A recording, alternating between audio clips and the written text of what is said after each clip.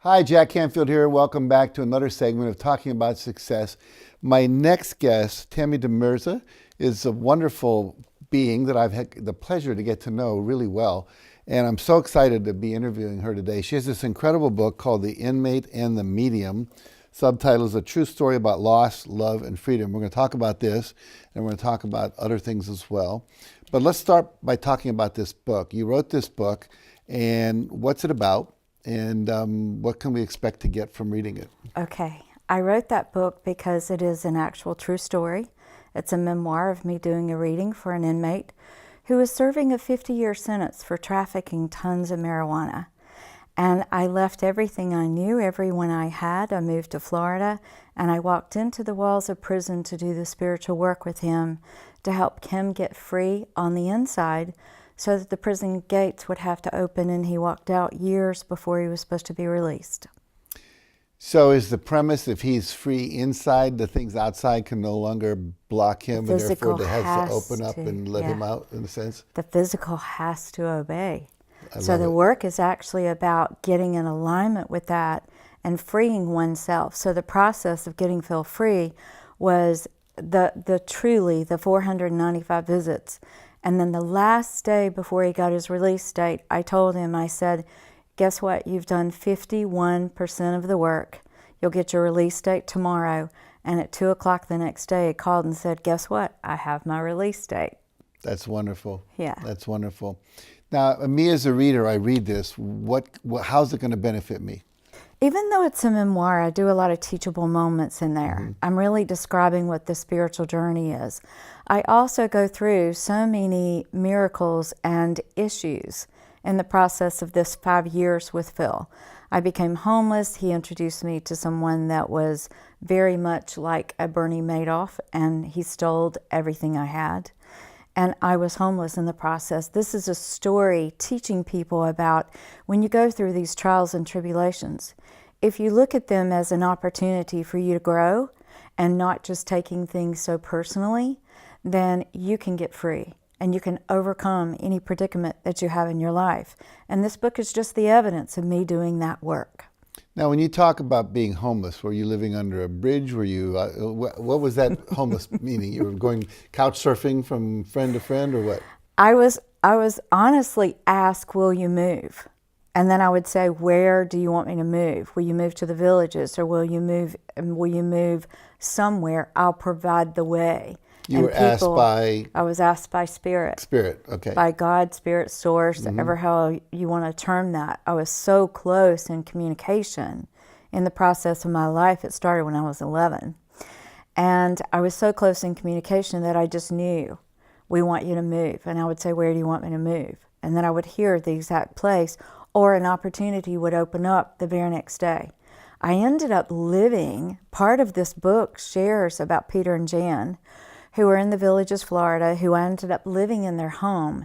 It's quite interesting in that the people that God had me living in their home happened to be a patent attorney. And even though he only did corporate patents, he agreed to do mine on a wheelchair that Phil had invented. Phil the prisoner had invented? Yes, he had invented a wheelchair, and it's about to come out on the marketplace. Well, that's exciting. Yeah. Now, you said you learned something powerful from being quote-unquote homeless. What was the lesson for you? It was honestly trusting and living on faith. There were times, Jack, that I got really mad, and I would shake my fist at God and say, I don't like what you've got me doing. I'm going to go get a job. I can make plenty of money. I'm a very specialized artist, and I can do a lot of different things. And I would get mad and say, that's it. I'm going to quit. And I would hear, go ahead, you won't get it in this lifetime. And I would swear and then say, okay, I'm gonna stay the course. I really wanted to grow spiritually. Mm-hmm. No matter what this journey, no matter what this process was for me, the idea of growing and really evolving was much more important than the physical realm. So in some ways, God was saying to me, will you let go of everything that matters to you? It's like what you hear about in the Bible. Go sell everything you have and follow me. That's really what I was doing. So you're really surrendering to inner guidance, yes. or guidance from a higher power, however you want to say that. Yes. And then what was the fruit that came out of that? The fruit that came out of that was me overcoming the world economic system. I haven't really held a firm job since, and yet I am provided for by miracles. If I feel that I'm supposed to do something, the way, the money, the people, sitting here with you today is one of the evidences of that work that I did in that book, being able to write the book. You know, knowing that there was a story that other people could relate to. Not many people have gone through as many trials and tribulations as I did in this book, and this is why I wrote it.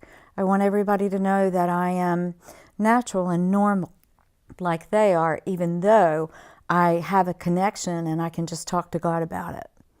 So let's move into that. How would you describe yourself? Someone says, well, what are you? What do you do? What is your answer? I am a lot of different things, but I would say predominantly I'm a spiritual guide. Okay. What I do is I guide people to their own answers. I empower them by letting them know what choices they have made, what the predicaments are, how to get over them, because everybody has reciprocal patterns in their lives, and they find themselves repeating the same patterns with the same relationships, the same financial issues, the same kind of problems with parents or families. And what I do is go in, I peruse their garden of life, and I actually figure out where the problem began, or where the issue or predicament, where the belief system got programmed into the GPS. We do a healing, and then their life supernaturally changes, just as mine did in the book. Could I say that you help people reprogram their GPS? Yes. Very cool. That's a good title. Thank you. Well, you're welcome. You can have it. I used to think I was a title person. Like I was going to write a book called You're Entitled, or Tidal Waves, or something, whatever. So they jump out at me in the middle of a sentence. Can you give us an example of you've worked with somebody and this is kind of how you did it and what happened? Okay, there's quite a few stories in the book itself. So I'm going to try to get away from one of those that's actually written about to one that is actually true.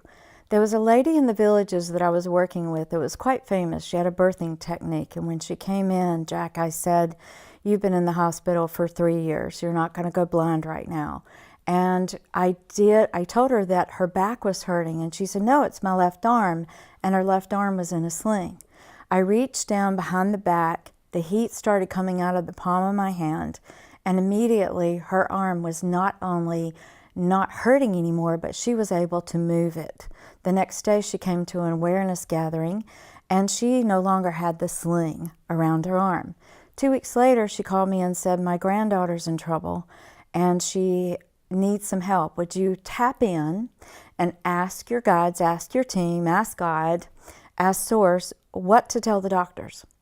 So I tried to do that. I was busy. I was about to go somewhere to a meeting, and I just sat on the edge of the bed, and I said, what do you want me to tell her to tell the doctors? And I heard nothing. And I said, why aren't you answering me? Because I'm used to you answering me. And I heard, we would rather that you ask us another question. And so I said, okay, I'm empathic. I feel things. Let me feel it in my body. And so at that point, I just barely felt a little bit of pain here and in the back. So I knew that it was some kind of virus, and I knew it was in the lower abdomen, but I even said to God, you know, if that were a firecracker, that would be a dud. I'm quite honest in how I deal with God, with Source, because this is my personality. I might as well be me. So I said, what is up with this? Why aren't you giving me the clarity that you give me for other clients? And I heard, we would rather that you ask us another question. So I said, give me multiple choice. And at that point I heard, do you want healing? Would you rather her be healed? And I said, yes, stop right there. That's what I want. And then I heard, no, we must give you the other option, or we'll give you the answer and it'll take 3 months to get her out of the hospital. And I said, well, I choose the healing. Then call the grandmother, and then have the grandmother call the mother. And then by the time the mother got to me, I'm driving to this class that I'm taking where I'm getting this ordination for being a reverend. And I told her, I said, there's certain things I need for you to do. Don't worry, I know you've left the hospital room. As a matter of fact, you've gone home, you've pulled up in your driveway. I remotely view when I need to. And I said, instead of going in the garage, you walked in the front door, you stopped in the driveway. Would you please bend down and love on your 2.5-year-old daughter. I think she's 2.5, right? She said, yeah. She said, do you see me? And I said, yeah, I see you. Would you put the phone down on the white tile floor and hug your daughter? Love her. She's scared. She feels you. So I told the mother what to do once she ended up getting the phone back to her ear. I saw her picking up the phone, Jack, and putting it back up to her ear. And I said, okay, let me tell you what to do to the hospital room remotely. I'll know the minute that you do it, and God will tell me to activate the healing. So that's what occurred. I'm sitting in this meeting, and I had a client next door to me, and I said, you're my witness. I'm going to tell you what's going on. And the moment that I know that she completes this process as a mother, I'm going to reach out my hand and let you feel the heat. And that's exactly what happened. So, Jack, I just sat at this meeting the whole time with my hands out like this, listening to the meeting. I could feel the heat resonating, not just from my hands, but all the way down my body. And at 5 till 3, that was at 1:24. At 5 till 3, I hear, deactivate, it is well. All is well. And I said to Suzanne, I said, okay, Phil, they told me to deactivate. She said, is she healed? I said, none of my business. I found out at 9:30 that night that this little girl had been in a pediatric ICU. She was dying. She had not eaten in 7 days. She had not spoken in 3 days. At 3 o'clock on the dot, she woke up, sat up in the bed, and said, I'm hungry. Where's my iPad? She was completely healed. So this is just some of the things that occurred in the process of this memoir. And Very cool. Very cool. I wish we had a 3-hour documentary that we could do right now instead of just a short interview. So you're sitting here with an intention. One is to have people read the book. yes. And what else would you like people to take away? Do you want them to work with you, attend your seminar, have you hire you as a consultant? They be a client to you. What kind of work are you offering people right now? And how can they All contact of you? the above. I'm a Okay. teacher. I'm a mentor. I offer classes. I'm going to start doing live Facebook things where people can actually ask me questions for free. I'm going to start giving some of my time away just to let people know. I'm also showing up on interviews and radios. They can go to my website at www.tammydemirza.com. They can get in touch with me. They can see all the services that I offer. My mentoring program, people don't need me for very long, Jack, because we move so fast. Well, I will tell you, the viewers, that I've spent 2 days with this wonderful woman, and she's already seen through some of my issues and things that need to be corrected in terms of my office. Those books need to go out. They're bad energy. This needs to stay. And everything you say just rings so true.